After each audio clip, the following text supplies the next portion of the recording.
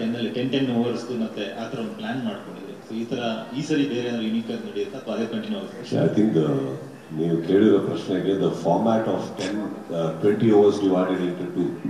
I think it's a rare format which CCL has come out and I think ತುಂಬಾ help ಆಗ್ತಾ ಇದೆ. ಅದು ಸ್ಟ್ರಾಟಜೈಸಿಂಗ್ ಮಾಡೋಕ್ಕೆ ಹೆಲ್ಪ್ ಆಗ್ತಾ ಇದೆ. ನನಗೆ ಪರ್ಸನಲ್ ಆಗಿ ಫಾರ್ಮ್ಯಾಟ್ ತುಂಬಾ ಇಷ್ಟ ಆಗಿದೆ ಏನಂತಂದ್ರೆ ಈಕ್ವಿಟಿ ಇದೆ ಟೀಮಲ್ಲಿ. ಹೇಗೆ ಅಂತ ಹೇಳ್ತೀನಿ ಕೇಳಿ. ಸೊ 10 overs ಡಿವೈಡ್ ಮಾಡೋದ್ರಿಂದ ಏನಾಗುತ್ತೆ, ಓಕೆ ರೆಸ್ಟ್ ಸಿಗುತ್ತೆ ಅಂತ ನೋ. ಇಲ್ಲಿ ನಾರ್ಮಲ್ ಆಗಿ ಒಂದು ಟೀಮ್ ಮಾಡ್ತೀವಿ. ಓಕೆ, ನೀವು ಬಂದಿದ್ದೀರಾ ಅನ್ಕೊಳ್ಳ.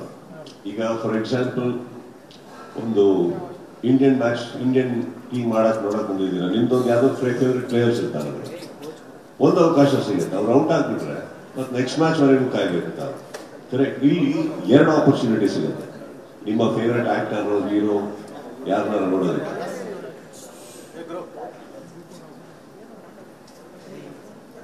ಏನ್ ಗುರು, ಇದರಲ್ಲಿ ಇನ್ನೊಂದು ಈಕ್ವಿಟಿ ಅಂತ ಏನಕ್ಕೆ ಹೇಳಿದ್ರೆ 11 ಜನದಲ್ಲಿ ಒಂದು 4 ರಿಂದ 5 ಬ್ಯಾಟ್ಸ್ಮನ್ ಇಂಪಾರ್ಟೆಂಟ್, ಒಂದು 3 ರಿಂದ 4 ಬೌಲರ್ಸ್ ಇಂಪಾರ್ಟೆಂಟ್ ಆಗ್ತಾ ಇತ್ತು 20 overs ಫಾರ್ಮ್ಯಾಟ್. ಇದರಲ್ಲಿ ಹೇಗಿದೆ ಅಂದ್ರೆ ಪ್ರತಿಯೊಬ್ಬರು ಇಂಪಾರ್ಟೆಂಟ್ ಆಗ್ತಾರೆ. ಹೇಗಂದ್ರೆ ಫಸ್ಟ್ ಇನ್ನಿಂಗ್ ಅಲ್ಲಿ ಈಗ I don't know whether you are sure, I will just explain the format. ಒಂದು ಟೀಮಲ್ಲಿ 11 ಪ್ಲೇಯರ್ಸ್ ಅಲ್ಲಿ 7 ಜನ ಎ ಕ್ಯಾಟಗರಿ ಆಗಿರ್ಬೇಕು, 4 ಜನ ಮಾತ್ರ ಬಿ ಕ್ಯಾಟಗರಿ ಆಡಕ್ ಸಾಧ್ಯ. ಫಸ್ಟ್ ಇನ್ನಿಂಗ್ ಅಲ್ಲಿ ನಂಬರ್ 1, 2, 3 ಮೂರನ್ನು ಎ ಕ್ಯಾಟಗರಿ ಆಗಿರ್ಬೇಕು.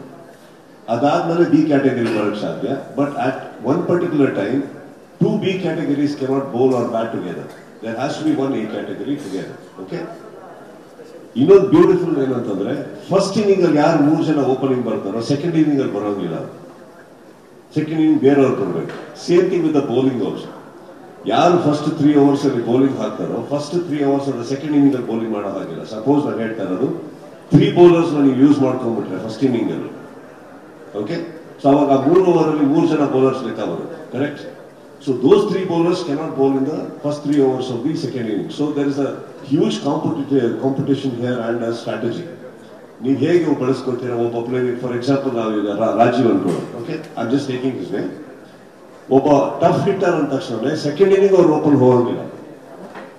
ಹಿ has to come second inning ಅಲ್ಲಿ ಬೇರೆ ಆರ್ಡರ್ ಅಲ್ಲೇ ಬರ್ಬೇಕು. ಸೊ ಅದು ಟ್ಯಾಕಿ ಇರುತ್ತೆ, ಸ್ಟ್ರಾಟಜೈಸ್ ಮಾಡ್ಬೇಕಾಗುತ್ತೆ.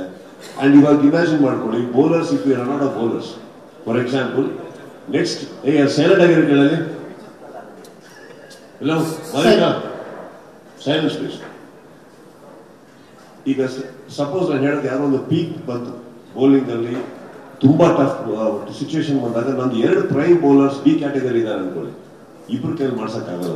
ಯಾರೋ ಒಬ್ಬ ಮಾಡಬೇಕು, ಇನ್ನೊಬ್ಬ ಎ ಕ್ಯಾಟಗರಿ ಮಾಡಲೇಬೇಕಾಗುತ್ತೆ. So these are the things as a captain we need to hold in mind.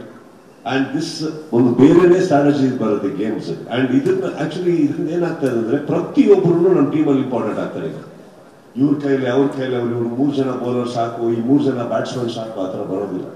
It is very important. Everybody needs to practise. For example ನಿಮ್ಗೆ ಹೇಳಿದೆ ಫಸ್ಟ್ 3 ಯಾರು ಈ ಸರಿ ಬ್ಯಾಟಿಂಗ್ ಮಾಡಿರ್ತಾರೋ ಆ 3 ಅಲ್ಲಿ ಬರೋಂಗಿಲ್ಲ ಸೆಕೆಂಡ್ ಇನ್ನಿಂಗ್ ಅಂದ್ರೆ ಆ 3 ಜನ ಯಾರು ಬೇಕಾರಾಗಿರ್ಬೋದಲ್ಲ. Again they have to practise. They have to practise equally and we have to give them the same importance. They have to have the same fitness. So I think this format is something which is giving an equity to all the players. So yaru nan sumne idini team alla anta ansake sadhya illa. Everybody I become very important. So I think I really love this. And again, what more, you will bandre, you are getting to see your favorite actor once again in the second inning. Suppose he just fails, you are getting an opportunity again.